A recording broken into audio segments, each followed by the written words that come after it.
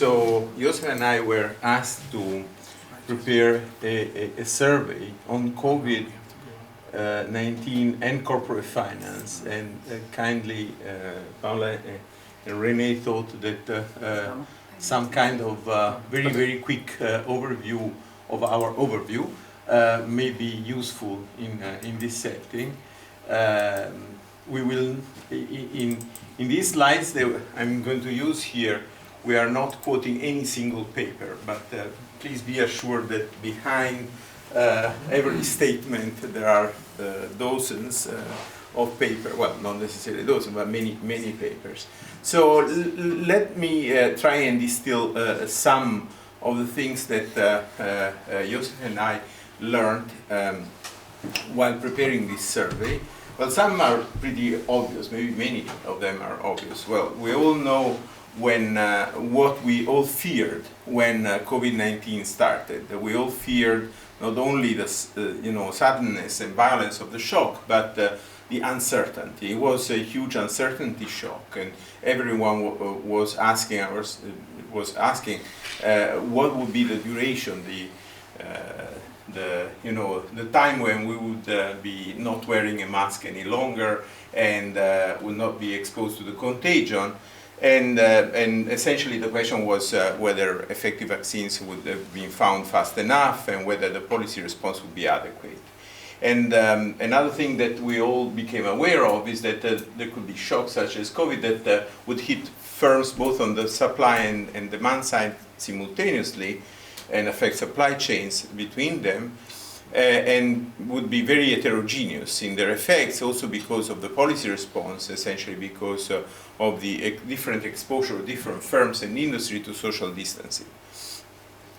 And many of us expected many firms to run out of money, essentially run out of liquidity and go bankrupt. And many of the surviving firms, if heavily affected, to have so large losses that as to be heavily undercapitalized by the end of the pandemic, and therefore to limp around afterwards with huge debt overhang problems. And we were also afraid of the heterogeneity of the impact, with firms more affected by social distancing being much more damaged than the others, and those that entered the crisis with greater financial fragility also to be more affected. What of these fears actually realized? And we can thankfully say that many of these fears exposed were not fully justified, because the shock was far less persistent than initially feared, due to successful widespread vaccination, and even some of the short-run impact of the crisis was softened by strong and coordinated policy response, both on the fiscal and monetary side. But also we learned that, maybe partly because they were backed up by policy, markets and banks actually did much better in reacting in this crisis than in the previous one, by providing huge amount of liquidity in various forms, through credit line drawdowns, bond issuance, publicly guaranteed loan issuance. And owing to all of these things, on the whole, firms maintained and even increased liquidity. And there are papers that document the contribution of drawdowns, of new loans, and bond issuance to this softening of the blow. But also, there is a very nice paper that documents the importance of cash preservation policies at the company level. Suspension of dividend payments or buyback programs, especially in the more affected companies, were also contributing to this. So on the whole, firms, managed to, stay liquid.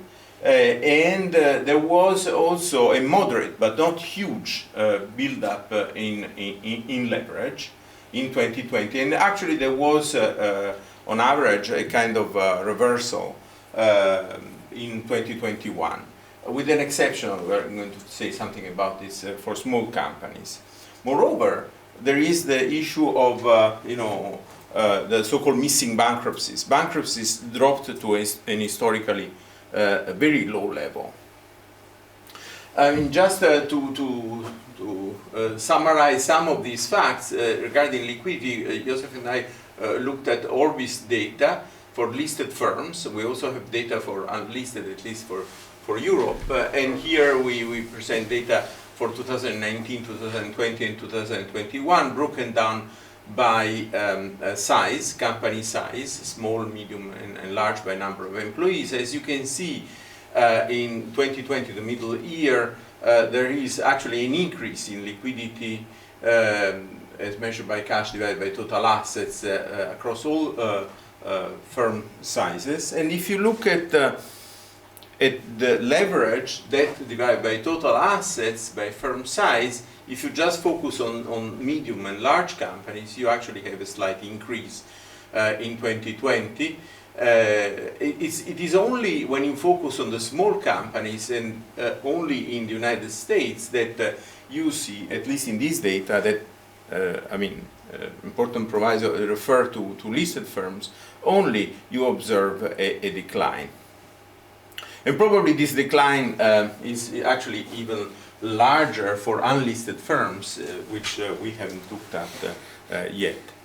So on the whole, so the picture is kind of quote-unquote reassuring, broadly speaking, if you look at the average company. But once you start like unpacking, the firms by size, resilience, and other dimensions, you start seeing some of the fears that we had at the beginning of the crisis actually did materialize, especially if we look at the response, for instance, by firm size. Smaller firms were more affected than large ones, and significantly, especially in the US, decreased their leverage. And we have been discussing about this today, whether this could be a reflection of supply side, supply of credit, so banks perceiving smaller firms being a higher credit risk, especially in the context of the pandemic, and rationing credit despite loan guarantees. Also, it is also a function probably of the policy response, that is, public support programs mainly targeted small companies, but even so, there was considerable misallocation. We heard a lot about PPP today, and in the US we heard that PPP lending was primarily went primarily to less severely hit firms. We heard this paper this morning by Alison. And also, there is a paper, actually there is more than one paper that focuses on loan guarantees, both in the EU and in the US. Loan guarantees were partly used to de-risk, not to re-risk, sorry, to de-risk previous loans, and so rather than entirely being targeted to try and improve the situation for the more affected firms. Let me then pass the baton to Josef. So we can both claim that we've actively participated.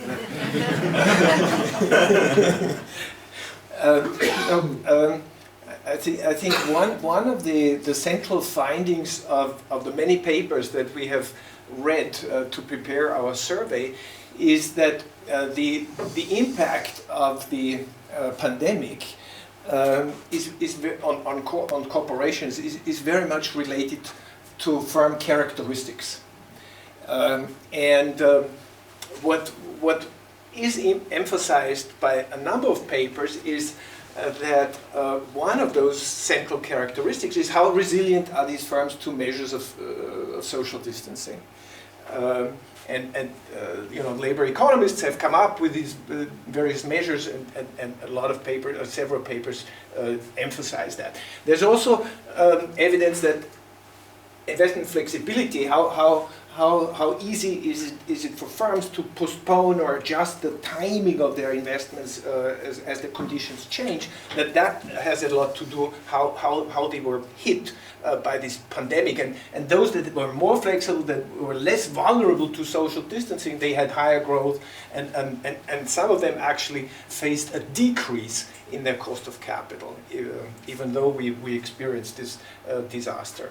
And especially during the onset, the fever period, financial flexibility seemed to play an important role, but when it comes to financial flexibility, it's not leverage so much that papers emphasized, but simply the amount of of cash. And so now we have a little longer data set, and we just wanted to see is this also reflected in the balance sheet data. And as Marco said, we looked at these Orbis listed firms, and so here we look at US and Europe.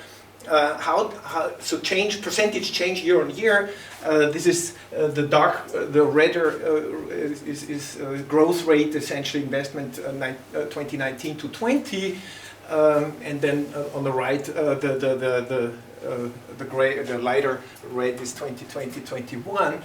And you can see the left two bars are for the firms that are less affected by social distancing. So they have a core and Pareto score, which is called affected share. How much did social distancing affect this business model of this industry? They are below the median, so they are more resilient. And to the right, they are the less resilient firms. And you can see that the less resilient firms. They invested less both in Europe and in the US. Although in the US you can see the bounce back in the last year is actually much more pronounced, and in Europe it's actually going down. And a similar picture emerges for sales. Less affected firms cut back sales or experienced less of a drop in sales than those that had a core and Pareto score above the median. The picture again is essentially confirming also what these papers in the literature claim to find. And finally, we also look at change in employment. Again, less affected by social distancing, less cut back in employment in both regions. And so the last part of our survey is what are the open questions, and here we're summarizing or displaying 4 of those where we see interesting questions to look at. First question is, how persistent are these effects? Are we back to normal? When I look around, there are very few wearing masks today. Or do we still find in the cost of capital in financial crisis see the cross-sectional effect of the pandemics, and also related to the keynote talk, how persistent is this change in work practices? Second question, how many real decisions do firms really make? A lot of what we heard today is based on questionnaires. How much reallocation from the more affected sectors to the less affected sectors do we see? Do we see this in IPO activities, in M&A activities, and so on? And do firms within the firm, do we see restructuring towards more automation, towards maintaining higher cash ratios? Airbus just announced a few days ago that they amassed 10 billion euros, and the reason was to be ready when the next pandemic, when the next disaster strikes. And the last point is maybe the most interesting one. How do these reallocations, which are triggered by the pandemic, interplay with the broader discussion of climate risk? Do they reinforce these reallocations of capital? And of course the war in the Ukraine, which also led to restructuring requirements. So that's in a nutshell what we're going to say in this survey paper. If you have input and if you feel there are important contributions that we should also reflect in this paper, please let us know. If you have a paper yourself that did not sort of show up in our summary, please let us know. Otherwise, thank you for a great conference.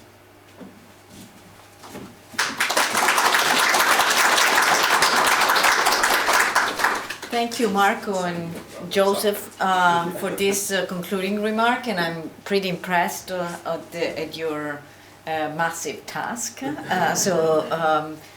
This is probably more than you expected when you accepted. I want to thank everyone for participating, especially presenter and discussants. I would like to thank our sponsor, the Norges Bank, for support, ECGI, and especially Elaine. Without you, we would not be able to do this.